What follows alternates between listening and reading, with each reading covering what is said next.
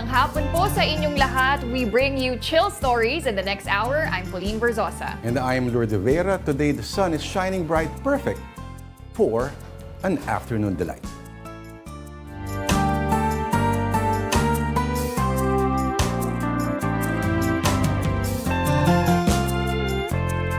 Alright, it's Tuesday, July 9, 2024. Kamusta naman po kayong lahat? Ikaw, Lourd, kamusta? Sobrang chill, parang gusto kong matulog dito pa.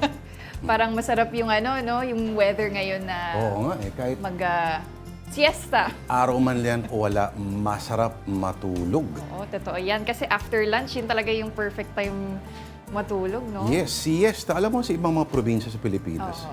pinapractice pa rin yun 12 to 1. Okay. Sa trabaho o...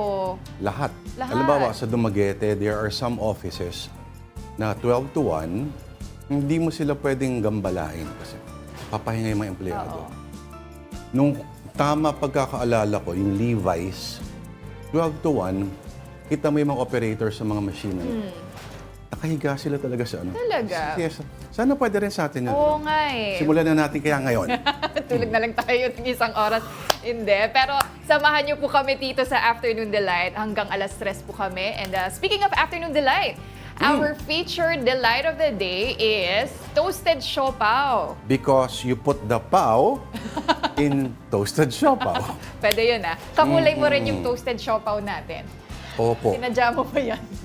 Ang ganda ng plating, Ganda. Yes. Oo. Alam mo ba, as early as the 70s pala, may mga toasted siopaw na sa Bicol. Sa Bicol, okay. Oh, sa Naga daw, may ilang mga bakery doon at mga hotel restaurants na ito ay siniserve kasabay ng kanilang mga mami, etc. etc. Weird, no? Pero paano kaya siya nag-originate, no? Sa Java talagang natostado lang yung siopaw nila? Or... Wala namang kainabay. Basically, it's still flour, pero imbes sa steam, binibake siya Oo. up to a crisp. Ako, titikim ako Sige, nito. Favorite ko ang toasted siopaw kasi. Bakit nga ba may charm ang toasted siopaw compared, let's say, sa steamed? Hindi ko alam parang mas masarap lang talaga siya. Sorry. Parang totoong Sasalita pagkain. ako ba? Oh, kasi, minsan, yung pagkaka-steam ng siopaw, pag binrake mo siya with your fingers, may mga iniiwan sa mga, di ba? Yes. Sa daliri. So, gaganong-ganon ka pa. Oo. Ito, hindi. Messy siya. Ito, pati kakaiba, di ba? So, pwede siyang snack, pwede rin siyang side dish. Doon nga, kapag may sakto, may mami ka. Perfectong toasted siopaw. Ngayon, bakit? Pag toasted siopaw, hindi tayo naghahanap ng sauce for that. Oo nga, no? Kasi ang steamed siopaw, kailangan meron Meron din dapat to. Tingin mo? Oo. Mas gusto mong may sauce pa? Inano yata nila Lane. Hindi pa binigay. Sabi nga ni Anthony Bourdain, the late great, sabi niya, is there anything more magical than meat inside a pastry or meat in a tube, meat in a bread? Perfect, the perfect. Pwede mong baunin to. Sarap talaga ng toasted siopaw, no? And marami na rin sumikat na mga restaurants na ito yung talagang kanilang popular dish. So, Ba't kaya puro Bicolano, no? pero sa Philippines, nag-originate talaga ang toasted siopaw. I'm Diba? sure may Parang, ibang no? version sa ibang bansa. Ito pa isang gusto ko, puto pao. Puto pao. Ano ulit yung puto pao? Parang puto na Yeah, siopaw. same principle. Okay. Pero puto, nasa loob siya ng puto. Iyon naman, mas sticky yun kaysa doon sa steamed. Okay. Oo, kasi puto So, Dapat gawin nila, putuguan. ano yun? Puto na may dinuguan sa loob. Uy, Diba? okay ba yun? Ganda. Sige. Invent natin yun. Okay, but for now, let's start off with some stories on social media. On pop.inquirer.net, another disturbing trend emerges, visiting the late 90s actor Rico Yan's grave. Ito Ba't na- nang disturbing? I guess kasi pinupuntahan yung punto niya dito sa Manila Memorial Park. Tapos ginagawang content kasi dyan, lalo na sa TikTok, no, nagva-viral. I guess some people took offense lang kasi parang hindi nire-respeto dahil nga nabanggit din ng iba na baka ginagawa nila ito for clout. Basta wala silang ginagawa na anything to desecrate Pero yung may nakahiga, hindi ba ginagawa rin ni Pauline Barreto yan paminsan-minsan? Ito nga rin, inuuso rin kasi yung mga TikTok edits among Gen Z and Millennials. So, alam naman natin yung mga Gen Zs, actually hindi na rin nila naabutan si Rico Yan. Oo nga. Kasi it's been years. Naalala ko nung namatay si Rico Yan, Holy Week yun, di ba? Mismo. Oo. So, batang-bata pa Naalala ko kung nasan ako nung una nang narinig yung balita. It was Good Friday. Good Friday. Diba? Oo, March 29. Bandang hapon yun eh. Nasaan ka nun? Tagaytay. Okay. Nagiinuman kami. Oo. Magkakape lang dapat na uwi sa inuman. Oo. Pero wag na natin pag-usapan yun. Oo. Pero anong reaction nyo nun nung nalaman nyo na... Alam mo, halos Nagulat kasabay kayo. kasi niya namatay din ang National Artist for Music na si Levi Celerio. So parang shock sa maraming anggulo. Pero di ba, isipin mo kung nabuhay kaya si Rico Yan ngayon. Mas marami kaya siya mga pinoproduce? Producer na rin ba siya? O Piling ko, marami rin ba for siyang sure. pelikula? O action star na ba siya? Oo nga, it would have been interesting to see kung paano mag-unfold yung career niya. Pero ito nga, it's been 22 years. Wow. 2002 nga po nung namatay si Rico Yan. But ito nga, this trend has been emerging on social media. So, marami ring nagsusulpot itong mga trading cards or ano ba yan, mga pictures, photo cards. So, ayan, parang napapaisip ka, no? Saan ba nag-ugat yung trend na ito? Bakit biglang pinupuntahan kasi talaga sa Manila Memorial Park yung puntod niya. So, sabi pa nga ng isang post dyan na tanungin nyo lang yung guard kung saan ba. And okay lang naman yun, di ba, if you're going there to pay your respects and to visit Rico Yan. Pero kung ang goal mo lang is mag-viral, medyo, ano na yun, questionable. Bahala na sila magtuos mamayang gabi. Oo.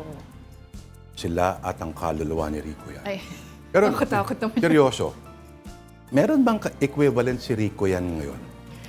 Alam mo kung sino, actually, ang kino-compare sa kanya is yung ex-love team ni Julia Barto, or actually her former boyfriend, no, si Joshua Garcia. Kasi parang, di ba, yung medyo hawig din sila eh. Tapos yung charm niya, yung charisma niya, parang Wholesome. Rico Yan. Oo. Yung walang darkness. Oo, yung parang very smile, happy face na nakangiti lang. So, marami nga nagko-compare. And syempre, Julia Barto is also the niece of...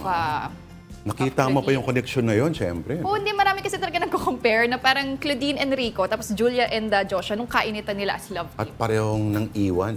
Ay, ganun. Di ba? Sino?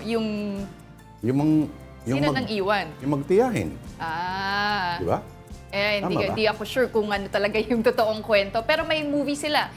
Si Julia pati si Joshua ngayon. Parang gumawa sila ng comeback movie. Okay, akala ko Rico Yan. Hindi. Mahirap yun. Mahirap yun. CGI? Hindi. O, ano ba yung huling? Basta naalala ko noon yung nabaliw lahat yung Got to Believe. Got to Believe. Oo. Walang in magic yun, ano? Got to Got Believe. to Believe lang. Ilan taon? Hindi ko natatanungin ko ilan taon ka nung pumanaw ang late great Rico Yan. Baka masaktan lang tayo lalo. Basta grade 1 po ako noon. Ikaw na mag-compute kung ilang taon bang mga grade 1. Okay, moving on to our next story. On X, formerly Twitter, Wolf of X, going by the handle of Trading Maxi SL, posted a series of world structures that he or she feels are strange. So let's see 3 of them. Ito po, as you can see, totoo kaya yung mga picture na to? Yes. Ito yung national... Okay, unahin natin ito. Ito yung Wat Sampran Buddhist Temple sa Bangkok, Thailand. Okay. Very controversial to. Maliban sa shape, supposedly parang may 80... Ano ba to? Hindi 80 stories ba? Supposedly kasi si Buddha raw age 80 nung pumanaw. Okay? Pero, controversial din yan kasi may mga sex orgies daw dyan. In this Doon, building? Sa building na yan. Hence, the dragon. Hindi ko alam kung ano kinalaman ng dragon dyan o phallic symbol ba yung buong building. Anyway, etong susunod, interesting din. Ang Longaberger Basket Building sa Newark, Ohio. Ito raw ang sinasabi ng classic example ng mimetic architecture na tinatawag. Okay. So, Meaning? yung root word is mimesis, yung ginagaya mo. Okay. Yung parang ini-embody mo yung nature Okay. ng iyong negosyo. Halimbawa, ang Longer Burger Basket ay noon isang iconic na basket weave or woven basket sa Amerika na binebenta raw na parang kung sa Pilipinas, ano ba yon yung parang Avon? Oo. Amway. Yan, sa Amerika, Amway naman. Okay. Pero mukhang tacky at kitschy sa labas. Pero would you believe sa loob doon, very stately at very tasteful ang interiors niyan. 2020 lang daw ulit binuksan ito to the public at ngayon hotel siya. Hotel? Okay. Dati, headquarters. Wala na itong gumagawa ng basket ngayon. Oo. At alam mo yung dalawang handle na yan sa taas. Oo. Just, pag winter daw, nagiging heater yan. At tumutunaw ng tubig. At yung tubig na yun ay napupunta sa parts of the building that need hydration. Ayun. Ang galing, no? Parang wala na masyadong structures ngayon na in a modern day na gumagawa pa ng ganyan, no? Meron May ba? pailan-ilan pa. Okay. Sa Pilipinas ba meron? Parang... Iniisip ko nga ang pinaka-unique na building na alam ko dito ay, alam mo yung sa EDSA? Yung ngayon ay KFC.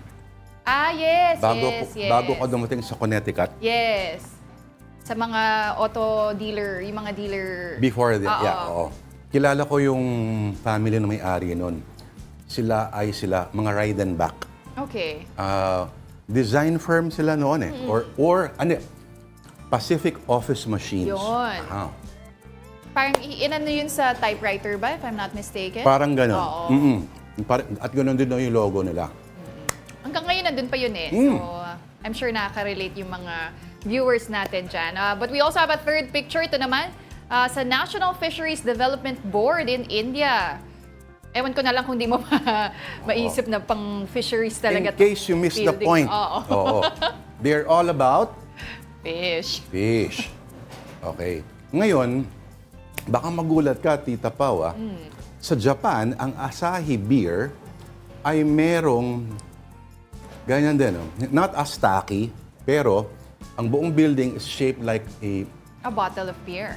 A mug of beer with slight frost on the top. Ooh, okay. At ang sikat na Philip Stark ang nag-design ng building. Pakita ko na sa'yo, Tita Pau. Oh, sige. Ito. Asahi, Ayan, Siyempre, di ba? sikat yan Asahi sa beer. Japan. Kaya yung San Miguel, dapat parang beer yung nila, or gin, di ba? Dapat. Or halimbawa, gumagawa ng mga bag dito, kung Seco Sana, di ba? Seco Sana bag. Dapat hugis bag din yung building nila para swerte. Oo nga. Idea yan para sa mga brand. O yung gumagawa ng toasted siopaw, yung building Malaking nila, siopaw, di ba? why Dapat. not? Pupunta ng mga tao yan. Oo. Yung may-ari ng Maxis, kunyari, di ba? Manok dapat yung shape ng building. Ay, hirap naman ata nung shape na yun. Kawawa yung mga tao sa loob. Hindi proportionate yung structure ng building Hindi nila, nagagawa ng paraan yan, I'm sure. Oo. Para paglabas sila, mga itlog sila lahat, di ba? Oo. Ito daw yung building ng MMDA. Ang shape daw niya is parang barko. Tama. Not the main building. Not the main. Yung parang sa labas lang. Ayun. Parang barko. Ang tanong, may barko ba ang MMDA? Oo nga. Bakit nga ba barko yung hugis nung nila? Kung mostly sa road sila eh. Di ba? Kaya dapat hugis, road. Paano kaya yun? Flat na lang sila. Paano kanyari gumagawa ng trust condoms? Ano yung hugis ng building nila? Iba na yan. Okay, moving on to our next story. On the Filstar DOH tells vloggers to use pinggang Pinoy when doing mukbang. Ayan. Teka muna, paglilinaw to ha. Yung vlogger na namatay, na-stroke ba siya? Na-stroke? Na-stroke siya, yes. Hindi naman ito during Not during the broadcast. Oo, hindi. Aha. Pero, syempre na-associate na rin yung sa kanya dahil talagang mukbang videos yung ginagawa niya talaga. And syempre, alam naman natin yung mga mukbang, hindi naman laging healthy yung kinakain ng ating mga vloggers. So, it could be, because also of their diet, kasi high salt yan, high fat and sugar. Kaya nga nag-warn ng DOH na dapat pinggang Pinoy. At pag sinasabing pinggang Pinoy, ito yung go, grow, glow kasi. So, kailangan lahat ng well-rounded yung inyong diet, yung inyong food. Ito ba'y pinggang Pinoy? Hindi. Pinggang toasted pao. Pero, okay, para ma-imagine lang, ang pinggang Pinoy ay... Okay. Sige, kuha ka ng sample. Meron ba tayong sample? Next, dapat pala ang natin, delight natin, no? Pinggang Pinoy. Pinggan lang, ha? Walang pagkain. Supposedly, ang pinakamalaki daw dapat na ay gulay. Okay. So, tama, pinakamalaki. Diba? Ang pinakamalaking portion ay gulay. Kung meron kang protein, it should not be, ano nga ba yung sukat? No more than your fist? Ganun ba yun? Why do I feel attacked? Okay. Tapos, ang pinakakonti yata dapat ay sa katawan ko ba mukha ako sumusunod sa pinggang Pinoy? Parang hindi.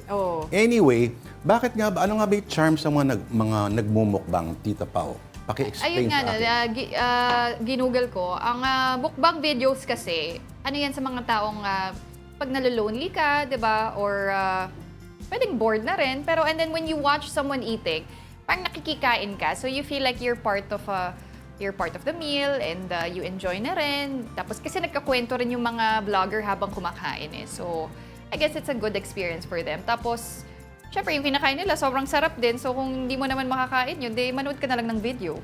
So parang vicarious yung experience? Vicarious, yes.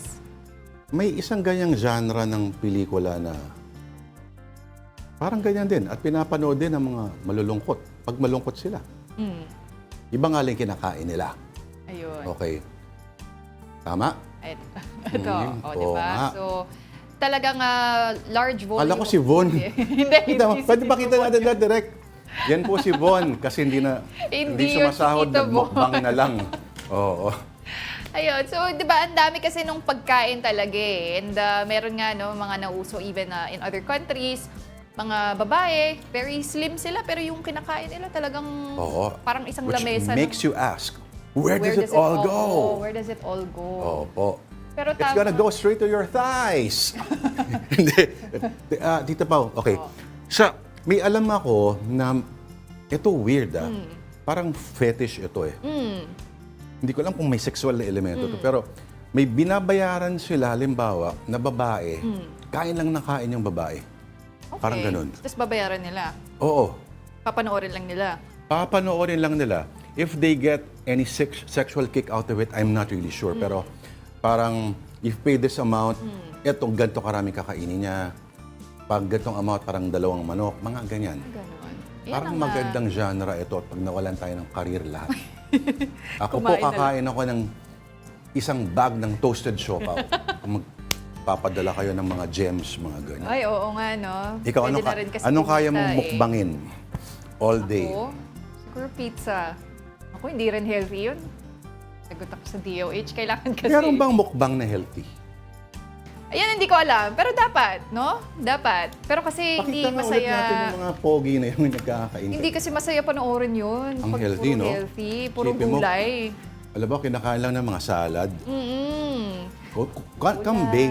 Pwedeng kambing ang gumawa nun, pero parang wala yatang exciting doon.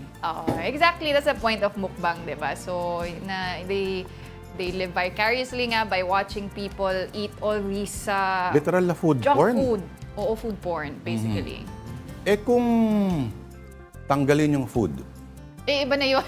Iba na yun. Bawal yun. Masama yun. Talaga? Sa mga bata. Kaya go, grow, glow lang po. Sa mga bata, huwag tayong maging number 1 ulit doon sa lista. Yan, si Von, no? Von Belenario. Hindi po yan si Tito Von. Hindi ba si Von ba yan? Kamukha eh. Pero di ba ang sarap nung kinakain niya eh. My God, ang daming itlog ng pugo. Buhay pa ba yan? Ito, crispy pata ba yan? Fried chicken. Di ba may pangalan niya, Ewik Mukbang. In-embrace na niya talaga. Sa sobrang tindi ng pagbumukbang niya, wala na siyang R. Pero ang mukbang, no, kailangan nila talaga ubusin yung pagkain? Or do they just eat? Ba? O baka pwedeng i-edit naman. Pero tingnan mo, naka-foreground talaga yung ulo ng baboy, oh. Pero yung iba kasi, yung video nila will last for like 1 hour talaga. No cuts yan. They will finish the food. And people finish watching them? People finish watching them, God. yes. Okay, ano, may element ba minsan dapat may attractive looking din ba yun?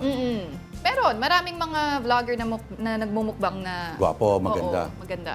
Pagkamukha ni Tito Von, Oo. Bakit? hindi parang may ibabalita siya sa Pwede yun Back to you, Denise and Paul. Okay. Okay, ito na po. Naku, ito Speaking of Tita nagmumukbang Denise, yan. Sigurado ako nagmumukbang yan ngayon dun. Moving on to the Paris Games countdown. 17 days na lang po. Paris Olympics na. And for Filipino gymnast Carlos Yulo, the gold medal is the goal. This is why he's on a more intense training regimen. With that, Boom Gonzalez reports from Metz in France. It is day 6 for Carlos Yulo and his team as they continue to train here at the Lourd training facility, where usually he actually trains alone. There's none of this that goes on. He's only with his coach, Coach Aldrin Castañeda, and his sports occupational therapist, Hazel Callowwood. Now, Carlos told us earlier that he has totally adjusted to the weather, the training facility, and the time zones, but now he has settled into a regular but grueling training regimen. He is working on his body right now as he continues to build muscle for power while maintaining his speed, his agility, and his lightness as he continues to perfect his routines. Counterweight. Oopsie. Sa tulog naman po, wala naman pong problema. Ang aga ko po natutulog. Nakakatulog po actually dito. Overall, positive pa rin naman. May mga konting adjustments lang po. Like sa vote, parang di po kasi nila ginagamit yung vote and palagi nililinis po. So, kailangan ko pong gawin ulit yung vote kung saan fit yung kamay ko, ganun po. Kasi madulas po siya talaga kapag di nilagyan ng honey tsaka chocolate. Right. Para sa akin, importante po yung conditionings kasi may technique pero more on nagre-relay ako sa power also. Kasi yung body type ko po, pag walang conditioning ng muscle, wala siyang power na maibibigay. So, doon po, binabalance po namin na every week kahit isa or dalawa may gym session po ako. Carlos says he's right on track and he likes where he is right now as he prepares for July 27, the first of his 5-day schedule where he competes in the Olympic Games Paris 2024. In the next couple of days, we will sit down with his coaches and get their opinion and evaluation of his training here so far. From Metz, France, I'm Boom Gonzalez.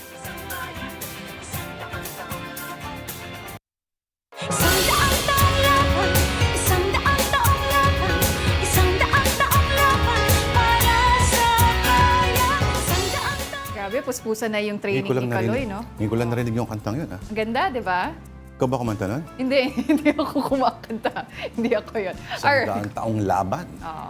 Good Yan ang luck to theme. all. Okay, but not all our athletes are training in France. Let's check in on Lauren Hoffman 2 weeks before the Paris Games kick off. Her preparations from Mobile Journal, Denise Valdesancho. Isang hurdler ang kasamang magwawagayway ng ating bandila sa Paris Olympics. Mainit-init pa ang balita sa pag-qualify ng 25-year-old track and field athlete na si Lauren Hoffman sa Paris Olympics nitong nakaraang Martes lang. Inanunso ng Philippine Athletics Track and Field Association o PATAFA ang qualification ni Lauren sa women's 400-meter hurdles. Ito ay matapos siyang makapasok sa top 40 ng kanyang sport na may 1,223 points. God willing, it happened. I made the top 40 and I'm so excited. That only happened yesterday. So, I mean, everything has just been a whirlwind. I feel like I'm just like living like in a dream right now. Hilig na raw ni Lauren ang pagtakbo, elementary pa lamang. Bago mag-high school, pumasok siya sa hurdling. I just loved it. I fell in love with it and I've been hurdling ever since. Isa raw sa nakatulong ang kanyang mga kuya para mapursige pa siyang mag-ensayo. I have a brother and 2 stepbrothers, so I think just like being around like boys all the time just kind of made me just like a very competitive girl. For Lauren, malaking karangalan talaga ang ma-represent ang Pilipinas. When I decided that I wanted to run professionally, I always saw myself like wearing the Philippine colors and the Philippine raising the Philippine flag, and my mom and my Lola are like my biggest role models. So it's kind of cool to give back to the country and represent the country that's like given me my role models. Nabanggit ni Lauren ang dinaramdam na Achilles injury. Dahil dito, rebuilding and fine-tuning ang focus niya for the big race. Pero sa kabila niyan, nais niyang maipakitang kayang makipagsabayan ng mga Pinoy kahit anong larangan ng sports. I want to inspire, want to show people what's possible and show people that you can just achieve anything that you set your mind to. After the Olympics, I have plans to give back to the country, whether it's donating time or resources to like athletic clubs, sports clubs. May Lauren serve as an inspiration to all our aspiring track and field athletes. You can do anything you set your mind to. Mobile Journal Denise Valdesancho po, hatid ang mukha ng balita. Napaka-edgy talaga ng mga backgrounds ni Denise. Very talagang yung reflective of urban chaos, urban charms pala. Urban decay, squalor, ayoko gamitin yung word na yun, pero part ng charm yun. Thank you, Denise Valdesancho.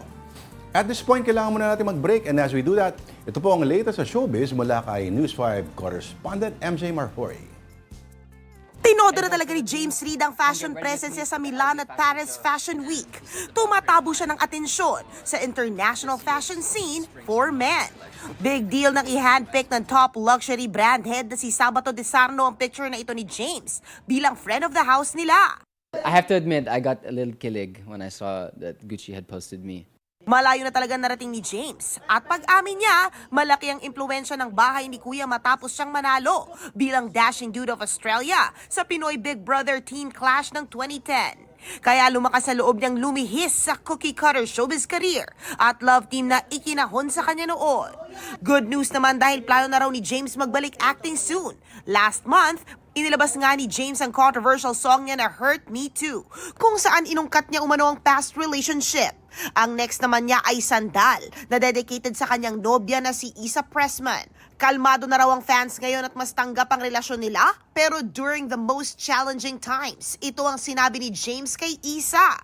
Eventually, all that noise won't matter. You know, at the end of our lives, it's not how much we pleased other people. At the end of our life, it's how happy we were together, and that's all that matters. Wala yung ngayon kung wala yung noon. Diba? Para sa inyo na kapwa ko veterano, maraming salamat. At sa inyo po, sana huwag nyo naman kaming pabayaan. Huwag nyo kaming kalimutan. Yan ang madamdaming speech ni Eva Daret ng tanghalin bilang Best Icon Awardee sa 7th edition ng The Eddies or Entertainment Editor's Choice Awards sa Pasay. Matapos ang snubbing incident sa FAMAS, sinabi niya na nagkapatawaran na sila. Si Julia Montes naman, nananalong Best Actress, gearing up for her big teleserye comeback with Dreamscape. Pinangako ko po yun kay Sir Deo. So it's really close to my heart. And the story itself, maraming itatackle na hindi natin madalas natatackle. So medyo meron siyang lesson sa bawat isa. Ang Best Actor nominee na si Cedric Juan, magpa-primetime na soon sa TV5. Ang title niya ay Ang Mga Himala ni Nino. So, I think nagsisimula na sila, pero I think later August pa ako papasok for taping. Nag-react naman si Cedric sa trending online na panawagan ng showbiz fans na magkasama sila ni Catherine Bernardo sa isang proyekto. Go raw dyan si Cedric. I think ito yung Elena, right? 1944? 45, yeah. Nakita ko yun. Parang from what I heard nga na parang nagsimula na sila tapos parang they have to stop it for a while. Parang people were talking na baka mamaya daw pumasok si Cedric. Well, who knows? Inaantay ko lang na pumasok. Nakipag-date ang anak ni Chris Aquino na si Bimby sa anak ni OG Diaz na si Erin. Kumasa si Bimby bilang boyfriend for a day ni Erin habang namamasyal sa Disneyland sa California. Halikan mo ako! Pero paglilinaw nila, for fun lang ang kanilang Jowa Challenge. Nasa Amerika sina Bimby at ang kanyang mommy Chris na nagpapagaling sa multiple autoimmune diseases.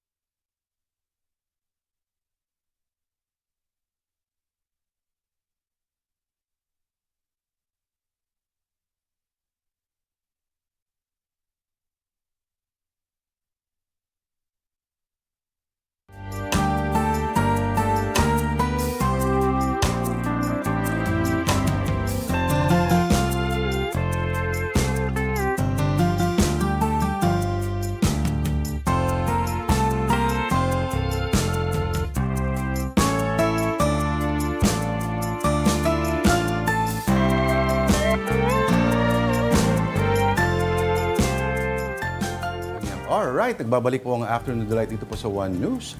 Ako po si Lourd de Veyra. At ako naman po si Pauline Verzosa. Thanks for staying with us. Alright. Authorities are finding out more as they dig deeper into operations of questionable pogos. From secret rooms to an underground tunnel, illegal gambling just got more sophisticated. The details from News 5 correspondent Rainiel Pawid. Binuksan ng mga otoridad ang 19 na vault mula sa 5 ni-raid na villa sa Clark, Pampanga. 4 sa vaults nakuha sa villa ng Pogo Big Boss na si Wang Ziyang. Nakita rito ang ilang dokumento at official receipt ng Baofu Land Development Incorporated na incorporator si suspended Banban Mayor Alice Go. May travel pass din para kay Wang at kanyang driver na inisyu noong 2021 na kasagsagan ng pandemya. Pirmado ito ni dating Banban Tarlac Mayor Jose Antonio Feliciano. So I think kailangan imbestigahan bakit nag-issue siya ng travel pass sa mga taong pinaghihinalaan natin na mga nagpapatakbo ng illegal pogo.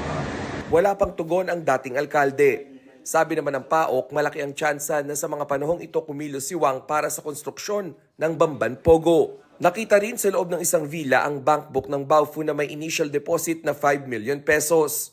Magagamit ito sa ipapile nating money laundering. And hindi lang ginamit yung bangko na yon para sa transaction dito sa ating transaction din sa ibang bansa. So malaking bagay itong nakuha natin mga bangko. Nakakalat din sa isang silid ang 2 passport at mga casino VIP card na nakapangalan kay Wang. May mga alahas din at kambal plaka o mga plate number na pare-pareho. Muli namang inikot ng mga pulis ang gated community sa Porac, Pampanga na nilusob nila kamakailan. Tirahan umano ito ng mga big boss na nagpapatakbo ng mga illegal na pogo sa Bamban, Tarlac at Porac, Pampanga. Ito ngayon yung firing range na natuklasan dito sa likod ng umano'y Pogo compound na mga tinuturing na Pogo Big Boss dito sa Porac, Pampanga. Kumpleto rin ang mga gamit dito gaya ng CCTV at ilang ventilation. May haba ito na 30 meters. Inaalam pa kung may kaugnayan nito sa torture activity at kidnapping. Sa ikalawang palapag naman ng 2-story building sa bungad ng compound, mayroong leisure room. Habang sa unang palapag, may mga Chinese hotpot dining set at isang open room para sa mamahaling pagong. Dito na diskubre ang isang underground tunnel. Mayroon din itong ilang secret room na fully air-conditioned. Inaalam pa kung para saan ang mga ito. May habang 50 meters ang tunnel na dadaan papunta sa napakagandang floating house sa gitna ng lawa. Maliit lang ang lugar na mistulang lounge o opisina. Sa labas naman nito ang 360-degree view ng buong compound. Sabi ng lokal na pamahalaan, hindi kumuha ng building permit ang nagpatayo ng compound. Sa harap po, dating bahay na kasi ito, kaya hindi mo naman makikita from outside na merong gumagawa. Para sa mga residenteng malapit dito, kilala raw ang lugar na White House. Simula 2019, may gumagawa na raw sa lugar. May napapansin na rin daw ang mga residente na may helicopter ang bumababa rito. Sandali lang siya nun. Minuto lang. Araw-araw po ba yan? Hindi naman. Siguro sa isang buwan, baka 2 beses siyang pupunta doon. Ayon sa PAOK, mabilis na nakakatakas sa mga Pogo Big Boss dahil sa gamit nilang helicopter. Kasama ang Food and Drug Administration, muling pinasok ng mga tauhan ng National Bureau of Investigation o NBI Laguna ang medical and diagnostic clinic na ito sa Makati na eksklusibo lamang sa mga Chinese. Tumambad ang maliit na silid na may samut-saring mga gamot na nakalabel sa Chinese. Ayan, wala akong makitang English. Ay po, pag ganyan kasi, kung unregistered siya, hindi siya dumaan sa proper evaluation. Ni-raid na rin noong kasagsagan ng pandemya ang klinik. Pero kahit malaki ang pagkakahawig ng setup nito sa Pogo Hospital na ni-raid ng PAOK noong Mayo, hindi pa rin masabi ng NBI kung may kaugnayan ito sa mga Pogo. Isinailalim na sa inquest proceeding ang mga nahuling nagtatrabaho sa klinik nitong weekend para sa paglabag sa DOH at FDA laws. Kabilang dito ang 6 na Pilipino kung saan 2 ang doktor. Para sa 1PH, Rainiel Pawid, News 5. And here now is a quick rundown of more stories on One News.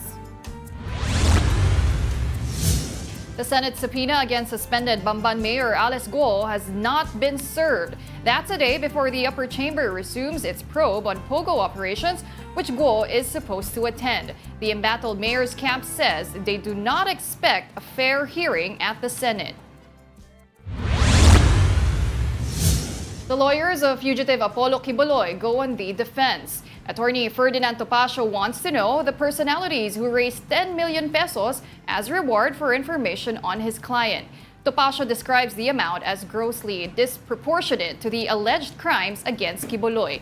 The pastor's other lawyer, Israelito Torreon, believes the Marcos administration is plainly obsessed with his client. And China has slammed the reciprocal access agreement of the Philippines with Japan. Beijing says the region does not need military alliances, especially those that, quote, incite a new Cold War. It also cited Tokyo's colonial rule over Manila and other Southeast Asian countries, saying Japan needs to reflect on this part of history.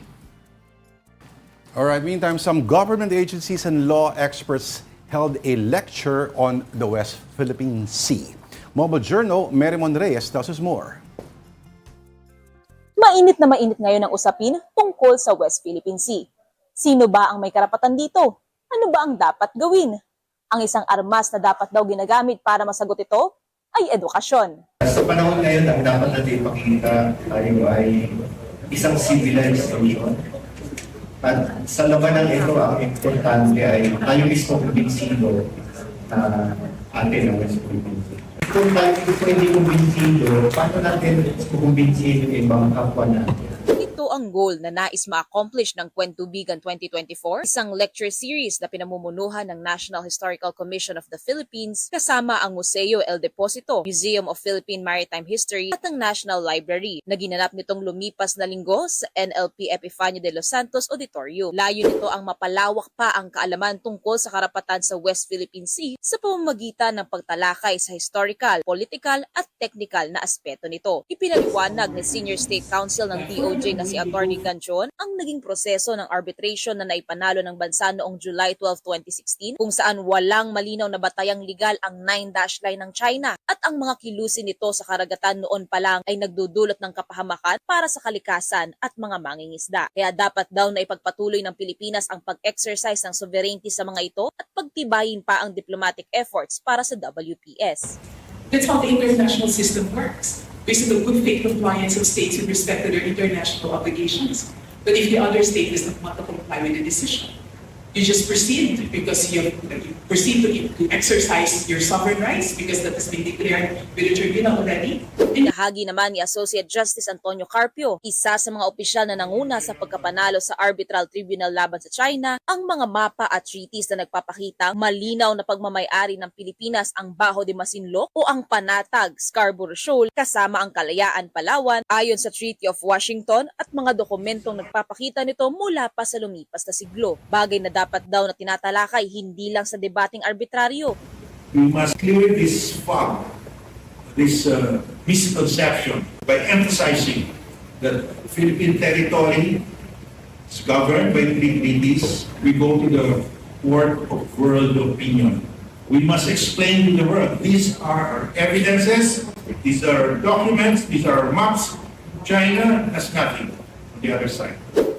Bukod sa military defense, mahalaga rin daw ang enforcement ng sapat at tamang kaalaman ng mga Pilipino at karatig bansa tungkol sa West Philippine Sea. Dahil dito nakasalalay ang seguridad ng kinabukasan at ang magiging laman ng history books ng mga susunod na henerasyon. Mobile Journal, Merimon Reyes po, hatid ang muka ng balita. Alright, Tita Pao. Sa Amerika naman, President Joe Biden is embarking on a full-court media blitz as he struggles to convince Democrats he is the man they need to win re-election. But he has to struggle with certain things. The fallout over a poor debate performance and new information about his health. Meron daw neurologist 8 times na nakipagkita o dumalaw sa White House. CNN's MJ Lee has the latest. Tonight, a defiant President Biden going on offense. We're not going anywhere I am not going anywhere. The president increasingly under siege after his disastrous debate performance last month, calling in live to MSNBC amid the furious speculation and criticism about his age and fitness for office. I wouldn't be running if I didn't absolutely believe that I am the best candidate to beat Donald Trump in 2024.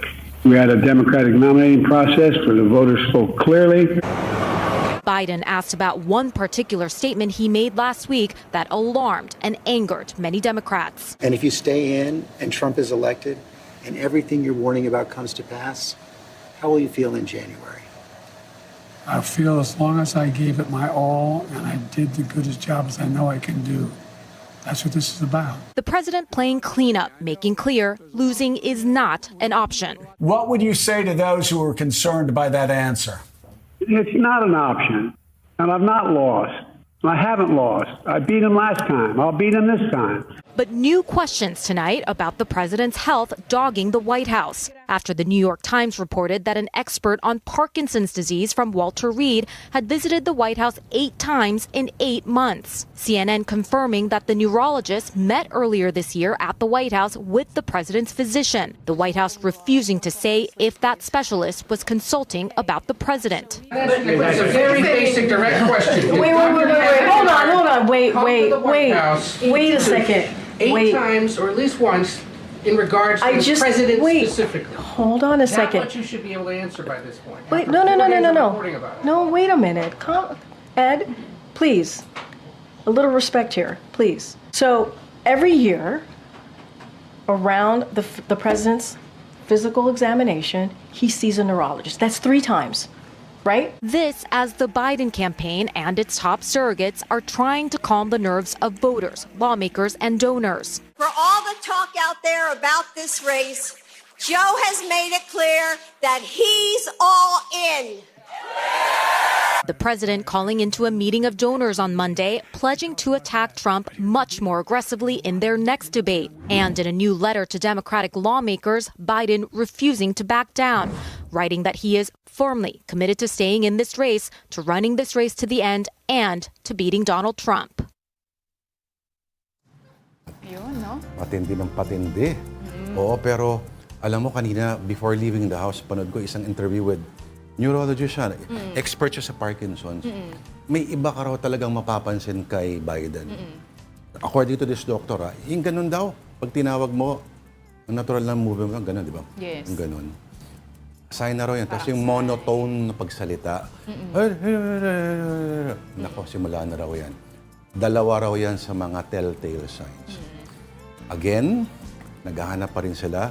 Pero strategy nga ng sinasuggestion is, okay, if Biden is still the man, kung pwede raw, papanalunin si Biden, tapos saka mag-quit. Papalit yung mas bata. Could be, no? Pati tignan natin kung President Biden will release his full medical report para makita talaga yung kasi alam, state ng kanya. Tita Pao, galing Walter Reed pa raw yung doktor eh. Doon si Trump na-confine nung nagka-COVID siya. Okay. At doon dinadala ang mga doktor, ng mga presidente pag nagkakasakit. So, seryoso daw yun kapag gano'n. Ibig sabihin, hindi siya simpleng check-up lang, ayon sa ibang teorya. Pero sabi rin ng White House, marami naman daw ginagamot ang mga doktor sa medical unit ng White House. May tawag dyan, achos? Okay, from politics, now on to some sports news. De La Salle University and Adamson University dominate the first round of the inaugural Premier Volleyball League Rookie Draft. 9 out of the first 12 picks came from the 2 UAAP schools. Only 3 players were from other universities. And in basketball, Gilas Pilipinas ace Justin Brownlee has earned a spot in the All-Star 5 of the FIBA Olympic qualifying tournament in Riga, Latvia. Brownlee averaged 23 points, 8.3 rebounds, and 6.3 assists in 3 matches held there. Rounding up the All-Star 5 are Brazil's Bruno Cabolco and Leo Mendel, Latvia's Rihards Lomazis, and Jeremiah Hill of Cameroon. And South Korean football player Park Yi-young encountered alleged pickpockets in BGC. Park says 6 women walked near him while strolling in Juan Bonifacio. When he found out that his wallet was missing, he followed the group. He eventually got it back. And the USA basketball team has released a photo of their lineup for the upcoming Paris Olympics. These include NBA greats LeBron James, Steph Curry, and Kevin Durant. So wala nang mga redeem team. Wala na. Dream team, parang dream team ulit to. Dream team. Feeling ko, magle-level up yung mga kalaban. At matatalo tong mga to. Ganun? Para ma-redeem ulit sila. Pa-cycle lang naman lagi yan Oo, pero ang They get too lakas ng cocky, USA. they get too confident. Kaya, anyway. Very So, exciting yan. kanina akala ko yung tita Denise natin yung nakadraft eh. Ay, saan? Sa PBL? Sa PBL. Alright, here at home and down south, Dapalarong Pambansa 2024 officially opens in a couple of hours. Wala pa pala. For the latest, let's bring in One News Cebu desk and the Freeman editor, Dale Israel. Dale, saang banda ka ngayon dyan sa Cebu at gaano ka-traffic dyan? Yes, good afternoon, Lourd and Pauline. We're right here at the Cebu City Sports Complex. And there's a little bit problem with the internet though, but now we're seeing the parade of athletes. The first part of the parade has already reached the Cebu City Sports Complex. And Cebu has been preparing for this event. The Cebu City government is spending 200 billion pesos for hosting the games. And we're talking about 12,000 athletes from 17 different regions and a delegation from overseas Filipino athletes. They will be competing in more than 24 sporting events, which will be spread in about 36 venues in Cebu City, Mandaue, and Lapu-Lapu. And later on, we'll be expecting President Bongbong Marcos.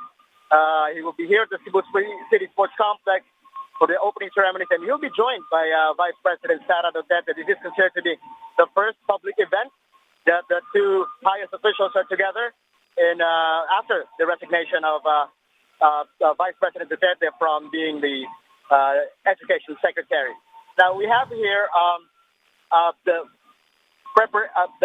athletes are already arriving from the parade, and the weather is a little bit gloomy. And according to weather forecasters here from Mactan, there should be rain later. And just like yesterday, that's a really heavy downpour right here in Metro City. Lourd, Pauline. Alright. So, abangan natin ang mangyayari. Kung may magkikita ba ng dating magkatrabaho, magka-friends, dating united. Pero kung uulan ba, yan po ang abangan natin. Alright. Thank you. That was One News Cebu Desk and the Freeman editor, Dale Israel. We'll catch you again, Dale. All right, you're still watching Afternoon Delight here on One News, but it's time for another break. We'll be back in a bit.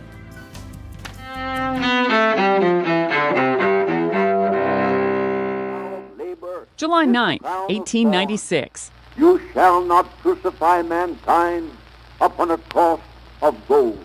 In Chicago, William Jennings Bryan delivers his Cross of Gold speech at the Democratic National Convention. The speech clinches the Democratic presidential nomination for Bryan, but he loses to Republican William McKinley in the fall. 1947. Britain's Princess Elizabeth is engaged to Lieutenant Philip Mountbatten.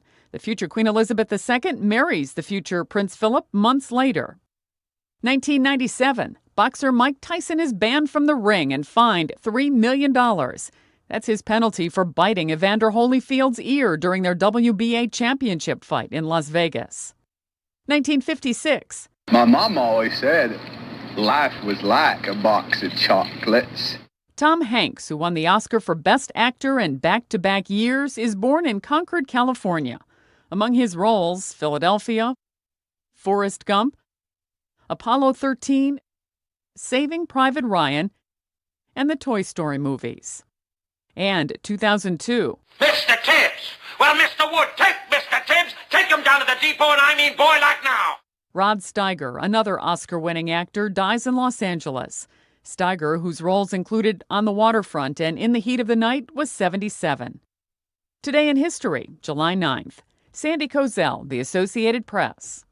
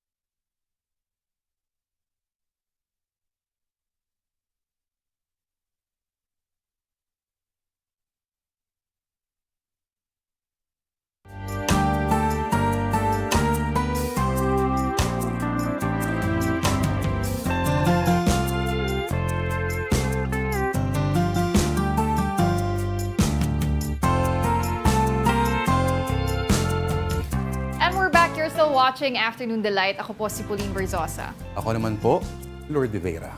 Very Clark Kent palang datingan mo today, ah. Superman pala. Oh. Superman. Kulang na lang ng ng cape. Okay.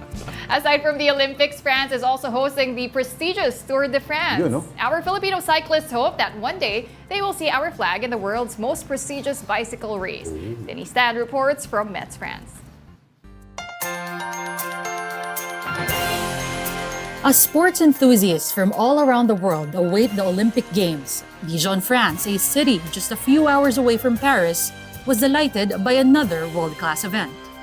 This is the Tour de France, Stage 6. So sa mga hindi man nakakaalam, the Tour de France is the biggest cycling sporting event in the world. So they're celebrating their 112th edition. And for any cyclist or for me, triathlete, it's a big dream for us to be here today to witness this spectacular event na naging historic na. This was a chance to see former Olympians up close and in action.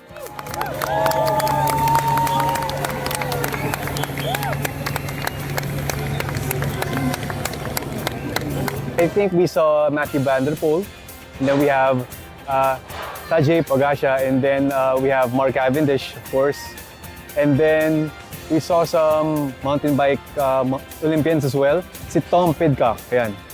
With this once-in-a-lifetime opportunity, Nico Huelgas, a multi-awarded Filipino triathlete, feels more inspired and is all the more hopeful to see our flag carried in the Tour in the future. I really believe that Team Philippines in terms of cycling can really be at par with the world stage of cycling, and hopefully someday we will have a Filipino that can join the Tour de France, and for us Filipinos, we would love to witness that happen. From Metz, France, Denise Stan. Team Philippines here in Tour de France!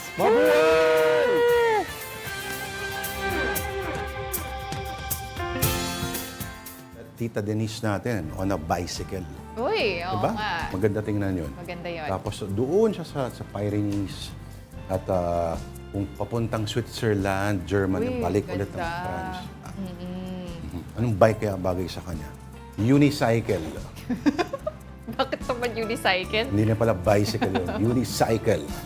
Alright. Sana nga, alam mo, may mga Tour of Luzon tayo dati. Until now, alam ko may mga pa rin eh. May mga local races tayo. Pero kasi ang naging problema noon, Tita Pao, ang sponsor kasi noon ay cigarette company. Kaya, di ba pinagbabawal ang marketing and advertising related to cigarettes? Correct. Yun. Kaya isang kilala ko, di-deliver siya ng dyaryo na. Ngayon, lungkot, no? Seryoso to. Okay. Yeah. At dahil meron tayong 3 more minutes, oras ulit para sa I Saw the Signs.